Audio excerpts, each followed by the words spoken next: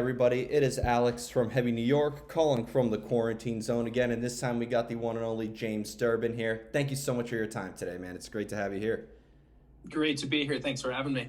Yeah, so the first thing I was curious about was with this new album, The Beast Awakens, being that this is sort of like a solo project, is this sort of similar creatively or in a similar vein to like solo albums such as Memories of a Beautiful Disaster, for example, or Celebrate, or is this almost kind of like a new identity that you're going under?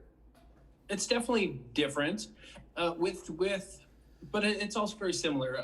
I've developed a style of writing and something that works for me over all this time. With Memories of a Beautiful Disaster, though, that was like we did that, and compiled songs while I was on the Idol tour and recorded all that in like 2.5 weeks. So much different than that. With Celebrate, like I went in and recorded like 30 different demos in Nashville and wrote with James Michael, who was originally supposed to produce that album. And then the label scrapped it and said, "You're making a pop album, kid."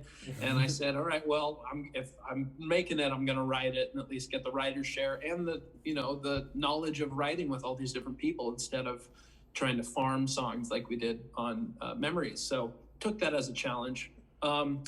And then I did like an album independently, 2 albums independently, Ride on Sunset and Homeland. And each time, like Ride on Sunset I produced it. It was my first time producing my own album and wrote like more than half the songs all by myself, alone, And then Homeland, I wrote every song by myself, produced it, engineered it, mixed it, mastered it, the whole yards. And so it's much more like Homeland in this sense. I wrote every song, every riff, every lyric, every melody, and just all by myself. And especially when you're tackling this type of music and this style of heavy metal, this classic heavy metal, you have to be really methodical about your approach, and trying to make something authentic to myself, but also authentic to the genre, and keeping in mind with and keeping it in line with those classic albums. hmm Was there kind of like a preconceived idea on how you wanted The Beast Awakens to sound like, or was there kind of like a lot of experimentation or improvising involved? I knew I wanted it to sound like, hypothetically, and not whatsoever comparing myself and putting myself in the same sentence as these bands. But, if I could go back in time and bring this album with me, I would want it to be able to be compared sonically, not as remarkably and as well remembered necessarily, but sonically as could be in someone's collection as, in '84 with their Judas Priest Defenders of the Faith and Dio Sacred Heart, somewhere that lies in between that, sonically, and just that kind of idea of fantasy-based classic heavy metal. Yeah. See, it's funny because a lot of people thought that like, this could be as a result of like what, playing with Quiet Riot for a period of time. But like, I always thought that this was always you as somebody who was watching you sing with Rob Halford back in the day. So like, it almost seems like that this has always been like in your heart to make, right? Is it fair to say that this was kind of like the record you were aspiring to make for a while? Absolutely. I mean, I'd be lying if I said I didn't go into the QR experience without thinking that like, oh yeah, we're going to be making like some cool, new recall to back to the metal days and stuff, and making something like a modern version of that, which didn't end up being, as many people know that listen to those albums and stuff. So there wasn't that creative freedom to do that there. It is what it is. Not my circus, not my monkey. This is my circus, and it takes place under my big top. So I'm pitching the tent here, and putting on the show and hiring the monkeys and training the acrobats. So those are all coming from my mind here. hmm Being that you have 3 singles that have been released off of this album, could these first three singles serve as like a clear representation of what the entirety of The Beast Awakens will sound like, or is that just scratching the surface? I think it's just scratching the surface. It definitely gives people an idea of what's there, but it's much more than that. It goes a lot deeper than that. Yeah, there's some songs that, I maybe fought for a different song to be released as a single, to show a little bit more depth. There's some other songs on there, some more songs that hit a little deeper, just in their like commitment in the way that they're sung, and that are a little bit more grooving. There's songs like Riders on the Wind or The Sacred Mountain or Battle Cry that just kind of hit you in a different place. They're more reminiscent of the feeling of, more like a Last in Line or A Sacred Heart, something of that kind of a little bit slower, not a ballad per se, but you know what I mean, something that just kind of hits you a little harder emotionally. But while it still is in the realm, but I would say that between the Prince of Metal and Kings Before You and Evil Eye, those are a good you can get a good assumption of the heaviness of the album. Yeah, well, I've noticed that there were many different emotions, and I got many different vibes from the song. I thought, like, I felt like your voice tied everything together, but, like, when you have a song like By the Horns versus a song like Battle Cry or Calling Out for Midnight, it almost seems like there's many different vibes. Do you feel like maybe each song was representative of, like, an emotion you were feeling at a particular time? Yes and no. I wrote each song for the album. I didn't write 40, 50 songs and then pick from them. I wrote each song specifically for the album. The album has, in its entirety, there's 13 songs with the bonus track for Japan called Return Me to the One. And at its core, that is a missing chapter that goes between Battle Cry and what follows, which is I can't think of right now. But By the Horns? Yeah, By the Horns, correct. And it's his rebirth. But I wrote each song specifically for the album. There's nothing left over. There's nothing that was gone to without thinking about it first. And thinking like, okay, well, this is what I want to say in the next chapter of the story.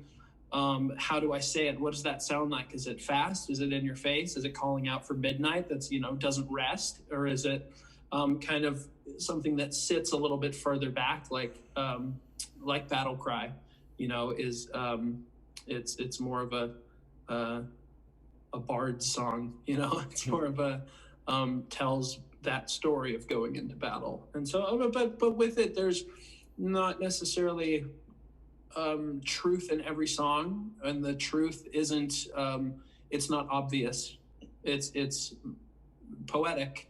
It's finding ways to wrap truth within fantasy so that you don't know where the truth begins and the fantasy ends. I feel like there is something about this album that could be both taken very literally and very metaphorically at the same time. I feel like there's a story to engage the listener. Like, if they want to know what this album's about, I feel like there's plenty of room to, like, explore what you were saying. But I feel like it's not so forced to the point where it is also open to interpretation. Absolutely. It's very much open to interpretation, and there's a lot of truth in it. There's a lot of me in it. There's a lot of my life and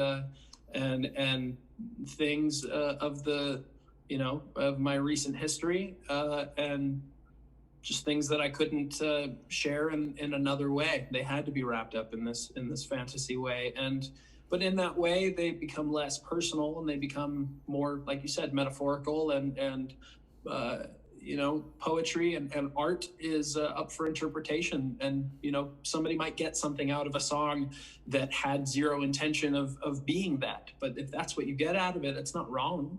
Yeah, definitely. Yeah. Definitely. As a vocalist, because it's one thing to be able to sing, but I've always said that singers kind of have like two things that they need to focus on, where you both need to be able to sing but also write lyrics. Have you always needed to hear the music to come up with lyrics or have music there? Or has there ever been a time where maybe lyrics or a concept could influence the direction of the sound? I wrote By the Horns without music. Oh, wow. Most of my Homeland album I wrote in airports and in the back of vans and touring vehicles.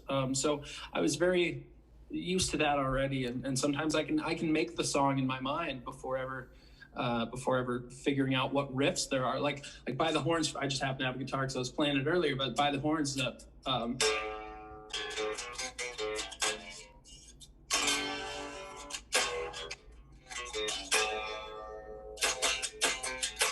Entering the chamber, you know, headed for the door.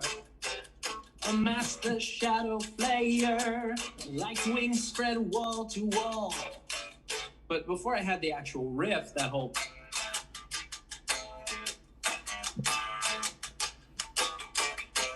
all that stuff, like I still had it in my mind. I could see it. If it was slower, I didn't know the rhythm or the beats per minute, but I had the pattern of entering the chamber, headed for the door, amassed the shadow flayer, like wings spread wall to wall, bump, bump, bump, the deep beneath the chasm, et cetera, et cetera. So, you know, sometimes they present themselves differently, and I don't, songwriting is never so by the book that it eliminates any other process. You ever worried that you'll have like the best lyrics ever, but then they're always like one syllable over like every arrangement of every song or something? Has that ever happened? Yes, it has happened, and I created words on this album. There's a couple created words. Evil eye, laying waste to the undivine. Undivine is not a word. Non-divine, or you know, just it's just kind of a creation of words, an amalgamy of words or ideas, and you know, like for instance, evil eye was one I was very stuck on. With lyrics of I had, and sometimes I'll get into this mess with songwriting is I'll come up with the melody first, and I'll have this idea of the phonetic sounds that I want. Hear the wolves cry. So for Evil Eye, it was the melody I just had.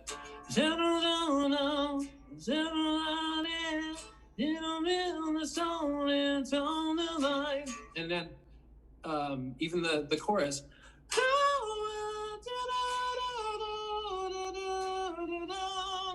still breathing, and any of that. So then going back and listening to that over and over and trying to hear, like, what am I saying? I'm saying something. There's an idea there. There's something trying to come out. And sometimes you can pull out what you may have accidentally said and turn that into a song. And I learned that from Steven Tyler, reading his book and hearing him in interviews talk about that. So many other people do it, but he comes to mind specifically, you know, because some of those Aerosmith lyrics and like think of like Red Hot Chili Peppers, you know, Anthony Kiedis writes that way too. It's a lot of or Eddie Vedder, you know, it's sometimes his you don't necessarily believe.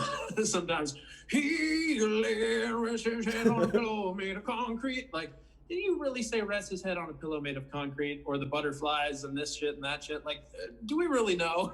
No, we don't really know. You know, fake it till you make it, that sort of thing. So sometimes you get stuck there, and there were some cases of that, but fortunately I've found ways out of it, found ways around it. Yeah. I've always said that they need to make a rock star library of just old notebooks of every singer, and just to see how or the realm of forgotten riffs or the realm of forgotten ideas. Yeah, absolutely. There's so many in there, but you know, the other thing you got to remember, there's only 12 notes.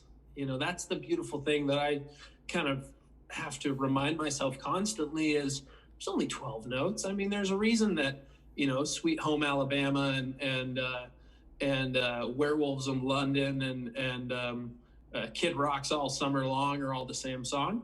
Yeah. Because Kid Rock put those two songs together, you know, and paid for it, you know. So like, but there's only so many notes and so many rhythms and any of that stuff. So it's being aware of it. You know, I'm not out trying to write songs that have already been written and use other people's ideas, like, but you've got to believe in yourself and just trust in something. Yeah. And if it's a little bit too much like something else and you're aware of it, you know, you better change that. So yeah. And not to mention, every pop hit from the last 40 years used the same 4 chords too. Did you ever see that video on YouTube? Oh, I've seen those videos of the pop songs, the country songs. You know, it's crazy. I mean, not that they're, you know, done on purpose, but it's, you know, when you're writing those styles, it's kind of like, how are you not gonna, thousands of bands, tens of thousands of artists have recorded songs that are forgotten and laying in vinyl stacks at Goodwill. And you ever thought to like just go there and just pick one random album and just put it on and like be like, oh, no one would ever know if I if you take this idea or whatever. But it's like, then on the other hand, there's a reason it's there in the first place. And not as beloved or remembered. But, all of those forgotten ideas and forgotten singers and artists and all that who, slaved over their music and their art and were also working with these 12 notes. And, just think of the last 200, 300, 400, 500 years of music that is still beloved, that is just an amalgamy of those 12 notes. It's something when you think about it. The fact that we can continue to write new music with new lyrics and new melodies and new ideas is mind-blowing. It's insane. It's insane, and it's never going to stop. And what I've always was curious about for you as an artist, because like, do you almost need to put yourself in a certain place? Like, do you need to be like in a certain atmosphere in order to get that inspiration, or does inspiration for your songwriting just come out of nowhere sometimes? Sometimes it comes out of nowhere, but for this album, I definitely put myself into that headspace as much as possible. And we watched the Lord of the Rings trilogy 2 times, and I read The Hobbit and read Fellowship of the Ring, and rewatched all the Harry Potter movies again, and built my Harry Potter room under the stairs, and spent time in the woods and in the forest and at the beach, and just like lived with that mindset of fantasy, taking the kids down to the river and building fairy houses, and telling them about the stories of the fairies in the woods and what they do and how they live their lives, and building these homes for them gives them a nice little rest and a nice break from helping ride the birds and the bees and pollinating the forest and everything. So stuff like that, and like just living in that, like still like I'll drive by some umbrellas in like a shipping yard, and they look like they're little hooded people. It was raining the other day, and I passed by this like water pipe that just the way that it was covered and half uncovered, it looked like a warrior there, like with his cloak over his head, like standing in the rain, like having just accomplished some like, crazy battle. And so it's just like living in that fantasy and not making fantasy so unreal and unimaginable, because there's so much stuff that is real life that it seems like it's out of a fantasy. Yeah, especially nowadays. Yeah, so not blurring those lines too much. And, I still live with that sort of whimsical and childlike, ideas and stuff. Legend of Zelda fan at all? Were you ever into that? I've gotten into it lately. I've been playing Breath of the Wild. My son and I have been playing it, so it's a trip, because out of our window there's like a big like red light up like radio tower, like flight tower or something, and it just looks like one of those towers in Breath of the Wild. And then out the window I see like a blue light of like some building that's on all night, and it looks like a shrine. And I'm just like, I just kind of go to bed looking at that each night before I go to bed, and it's just like, oh, it's kind of like that. There's the mountains, there's the hills, and there's whatever there is, and you can live inside that fantasy. And that really helps too, stuff like that, and video games and just classic metal and all that, just to live and stay in that fantasy of a quest. A life is like a quest. Every time you go step out the door, you're basically on a quest to go and, even if it's going to the post office and going to get half and half, it's still a quest. A lot of things can happen, on that quest. And, it's just, whether it's quick or extensive, it's still within that fantasy. It can be. Absolutely. The only difference I would say is that the greatest enemy is ourselves. So, whereas a lot of these fantasies, there's always like a demon or a dragon or something like that. So, but I think they're representative of who we personally are in a way sometimes. Yeah, definitely. Wasting time, that's a disease, and social media and all that, and getting caught up in it, that's its own beast. But yeah, the beasts and the demons and the dragons and such on this album are representative of, of that, of it could be self, it could be others, it could be ideas, it could be, um, disbelief in yourself. And that's a poison too, no one's posting their failures on social media. So, it's the greatest monster that I've been able to try and defeat on a daily and monthly, yearly basis is to not compare my accomplishments with the accomplishments of others that are, more predominant than I am, because that's really easy to do, to get caught up in that, to say, oh, well, this guy is doing all these things and he's doing so much better than I am and everything. Well, that's not true. Everyone's on their own individual path, and paths cross, and you never know what your belief in something, of not your negativity but your positivity and your, that belief in something is going to attract it to you and attract it to your path. Your path is going to cross with, whatever paths you believe you're going to cross. Yeah. And they have. And every time that I think about that and think about that positive trajectory, it happens. And I wind up crossing paths with something or someone or an opportunity that, if I had been sitting here worrying about not being as good or as regarded or, talked about as somebody else, those things would have never have happened. I'd just still be sitting here doing that same thing and feeling sorry for myself.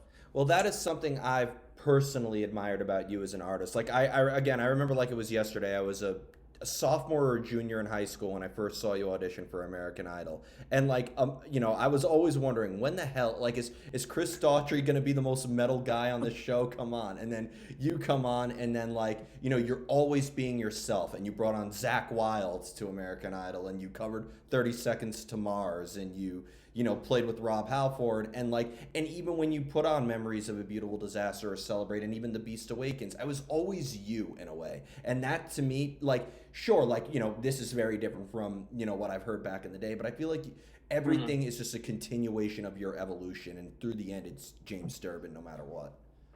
Thank you. I mean, I really appreciate that. And, my whole mission statement with Idol was changed from doing it for myself to doing it for myself as a kid, and trying to be that person that I always wanted to look up to, somebody that I could say, that guy's like me and they're doing it. I don't do everything perfect. I don't pretend that I do things perfect.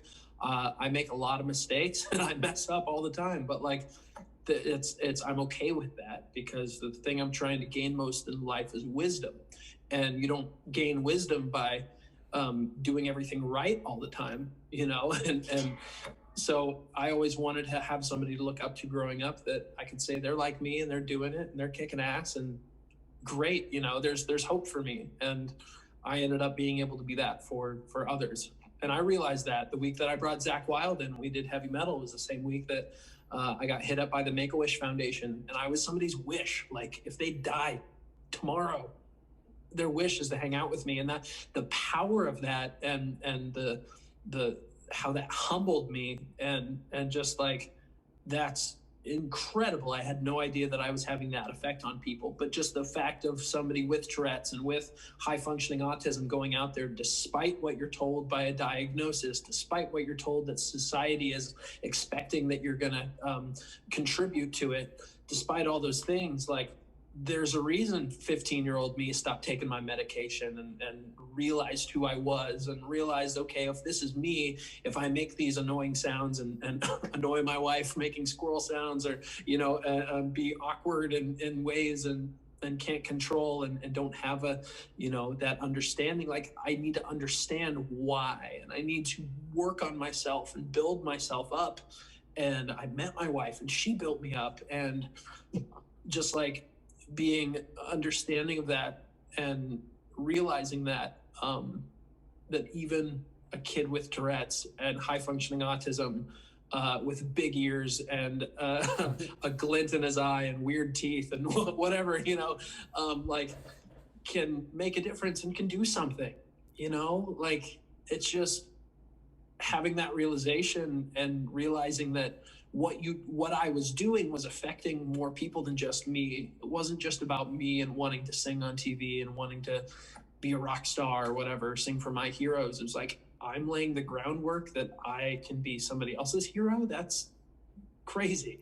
There's and it's been not something I think about or obsess over of like, oh, I'm everyone's hero and look at me, hero James, but it's like, it's something that my choices do have consequences, and people are watching, and kids are watching, and adults are watching, and people growing up with you, and just knowing that that I can still make a difference and let other people know that y'all can make a difference too. Like it's absolutely possible.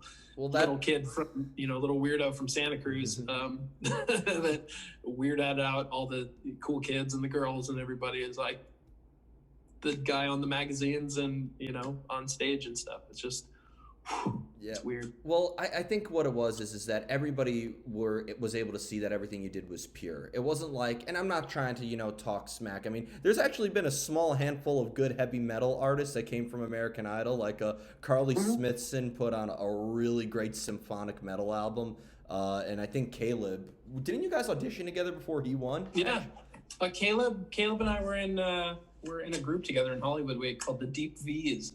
Yes. And he got eliminated that round, and I went on, and he came back every year after and got a little bit farther and a little bit farther. And I was on tour playing a show in like Johnsonville, Tennessee or something, and somebody was like, "Hey, this guy Caleb Johnson is outside." I was like, "Caleb from Idol?" He's like, "Caleb from Idol?" "Yeah, it's Caleb from Idol." "Dude, bring him on the bus. Oh my God, this is crazy." And he told me, like, I made it through Idol. I'm going on the live shows. I'm doing the metal. You inspired me to do the metal. And it's just like, wow, that's freaking awesome, to be able to like inspire, a friend to be able to go do that and to kick ass at it and take the crown too. Like that was just like, yeah, I did it for knowing to like open doors and do something that hadn't been done so people can do it and take it a step farther, you know. And he did Whitesnake and Meatloaf and Zeppelin and threw his microphone stand around and, and let his hair down. And I don't look good with long hair, so that's why I never did it. But I don't got the hairline for it. So, it's just, it's great, and who knows what can happen in this season of Idol or the next season of Idol, somebody that could be inspired by any of that. It's just I'm waiting for somebody to play Cannibal Corpse and make it to the live show.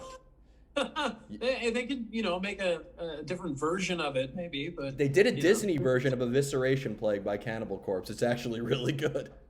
Oh really? That's badass. Yeah. One day they're actually, Loudwire put up a top 10 of like the funniest like reality show auditions, and somebody like went up there and did like a black metal version of like they showed up in corpse paint and everything, and like, I mean, but going back to what I said was, I think you offered something at that time that wasn't just like trying to either do what was popular on radio at the time, or be like what Lady Gaga was huge at that time, and Brad Paisley was huge at that time, and all that. So like, I think you just went up there and were yourself, and I think that's why people relate to you. And I really think that this new album is definitely going to do that as well. It's in the vein of what you do, and I think your fans were able to grow along with you. Definitely. I got to thank my fans always that they've been with me through all these different iterations of my music, and rock album and pop album and rock album and Americana album and now classic heavy metal album, and I hope to stay in this vein for the foreseeable future. But I still continue to listen to other music and play in other bands and different things, and get my fix of a little bit of country here and some 80s pop here and just whatever. I play my guitar and I sing. I make music and I sing. So however that music comes out in studio is however it comes out. But I just got to thank my fans for sticking with me, and my new fans, like, welcome. Welcome. It changes from time to time around here. So Oh, Just thanks. you're gonna have a whole new fan base now. I see Creator fans following you, and Sabaton fans, and Manowar Perfect. Yeah, I fans. need those Sabaton fans, those Blind Guardian fans, those Powerwolf fans, hardcore superstar fans. You know, need them all. Let's bring them all in. Yeah, The Maiden and the Priest and the Dio fans, Sabbath fans, all yeah. of them. The Camelot Put them in fans. here. Yeah. Yeah. So before we go, I want to thank you so much for your time. Great to be able to talk to you. Is there just anything else with the release of this album that you would like to promote, like maybe a live stream performance? And obviously, no thanks to a certain virus that I'm not naming on my outlet to avoid giving it publicity. But obviously, we'll be seeing you on the road quite a bit when music returns, right?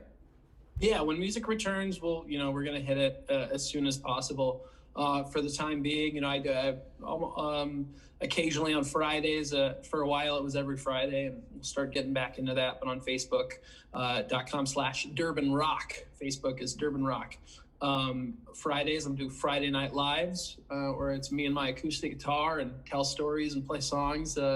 Stripped down versions of songs from the Beast Awakens and songs from my extended catalog and covers and tell stories. And I do tip raffle giveaways where people tip and then their name goes into a raffle and give away cool exclusive stuff and Zoom calls and signed posters and stuff like that. So those are a ton of fun, and I love being able to do that with my fans, in this time when I'm not being able to get out there and deliver it in person. So those have been a blast. But yeah, the Beast Awakens, February 12th, Frontiers SRL is putting it out, and Durbin, check us out. I appreciate it very much. Take the time to try new music and find something else you might like out there. And it's a nice blend of classic heavy metal in the vein of Dio and Priest and Black Sabbath but just put it on, drop all expectations. Don't have an expectation of what you think you're going to get out of it. And when you listen that way, I feel like that's the way to consume music, is to not compare and not judge, and give yourself an expectation of what you hope to get out of it, but rather drop all expectations and just get out of it what it provides. Absolutely. Expectations are the worst thing for art. I can't tell you how many times, all my least favorite albums were probably bands I loved, but then I went into their new album with an expectation and hated it. So, don't go into it with expectations. Guilty. I've done it. And it's difficult to then go back and be like, well, I've already listened to it. Now it didn't reach my expectations, but then going back and being like, okay, let me reset, take a little hit, have a beer, let me change the scene, open the window or something and give it another shot. So I appreciate it. Thanks for taking the time to talk to me about this. It's awesome talking to you and, hearing your story, Alex, and just hearing that something I did affected you, and it's great to talk to you and hope to do this again sometime in person in the future over a beer and some live heavy metal. Absolutely. Thank you so much. Everybody, awesome. James Durbin, The Beast Awakens, out February 12th. This is Alex from Heavy New York. We'll see you next time.